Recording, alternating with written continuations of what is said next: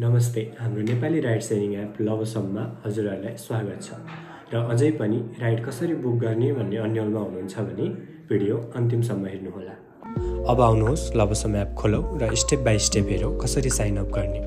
फर्स्टमा लभसम एपमा गइसकेपछि चाहिँ हामीलाई दुईवटा अप्सन आउँछ, साइन अप र लगइनको। हामी फर्स्ट टाइम गर्दैछौँ त्यही भएर साइन अपमा क्लिक गर्ने। त्यसपछि आफ्नो फर्स्ट नेम राख्नुपर्ने हुन्छ, मिडल नेम छ भने राख्नु होला, नत्र स्किप गर्दा केही फरक पर्दैन।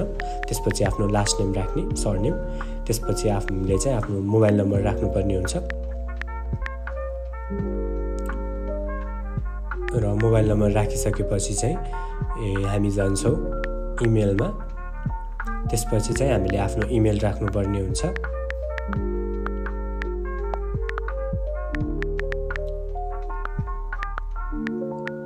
इमेल राखिसकेपछि चाहिँ हामीले आफ्नो डेट अफ बर्थ राख्नुपर्ने हुन्छ भिडियोमा देखाए जसरी।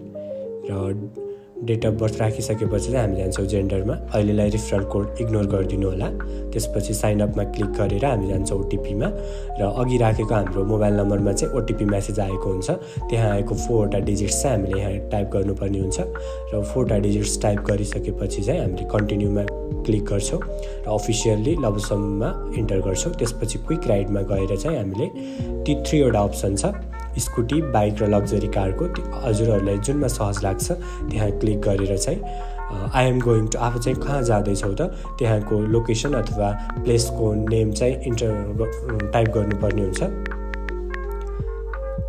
त्यसपछि डन गरेर चाहिँ हामीले ड्राइभरहरूलाई अफर पठाउनु पर्ने हुन्छ।